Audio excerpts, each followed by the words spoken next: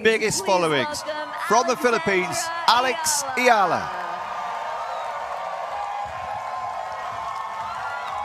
Already a global superstar, and so many expats from the Philippines all over the world, and all those of a Pinoy nature seem to follow this superstar, Alex Eala. Well, she's only just cracked the top 32 in the world, and if she doesn't win here today, we'll be struggling to hang on to a place in the top 50. Such is the life of a tennis player when protecting points. But it has been a really remarkable start to the career of a young woman who's been groomed from stardom from an early age. Can she go one step further at the place where she really came to world prominence 12 months ago? Tim White and Steph Dubois guiding you through this one on Grandstand as we're in the third round of the women's singles. Let me say again, good afternoon to Steph, and always a great atmosphere when Alex is on court.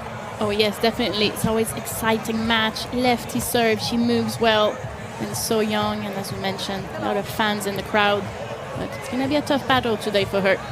Miriam Blaze, our chair umpire. Welcome. Take it away, Miriam. Before we start, shot clocks in the two corners just behind me for the towel wins. Number 1 is for you, please, and Magda, number 2 is for you. Remember, we have video review on this court. If you want to review or call, you can do this once the rally is completed. Just please let me know immediately, and then we'll bring it up. And after the coin toss, a photo, please, in the other direction here. Any questions? I have a question. They will be in one of these corners over there. On the stand? Well, they have been sitting in one of the corners. They can sit down there or in the far end. But So. it's now on the stand because It's in the stands, yes. It's in the stands, yeah. Anything else? Your choice then. We have heads or tails? Heads it is. It is tails. Serve? Okay, and the photo, please. So we'll have a look at the lefty serve of the young Filipino for the first game here after she wins the toss. So a contrast in styles, contrast in experience, age 14 years the junior Eala than her opponent today from Poland, who had the standout win of the tournament so far when she beat Iga Świątek to take her place in this Miami Open third round. And we are here on Grandstand with the winner going to meet either Katie Bolter of Great Britain or the number 13 seed Karolina Muchova. This is the section of the draw we're talking about. And the big seed in this little section is Mira Andreeva, who after a couple of 1,000 titles already will be hoping to add another one to get herself back up the ranking, just slip back a little bit. Another of the young and highly anticipated careers getting underway, of course, and right after she got those titles last year early on the circuit in the 1000s. Second one being at Indian Wells. We came to Miami, and that was the real birth, if you like, as a tennis superstar of Alex Eala. What a run she had last year, and so far no signs that she's struggling to defend those points. Doesn't look overawed at all. Very at home here. Yeah, she has everything to gain, really. She's so young. She's done well, as we just mentioned. Last year she won against Stepanko, Keys, Padosa, Świątek in Miami Open in 2025.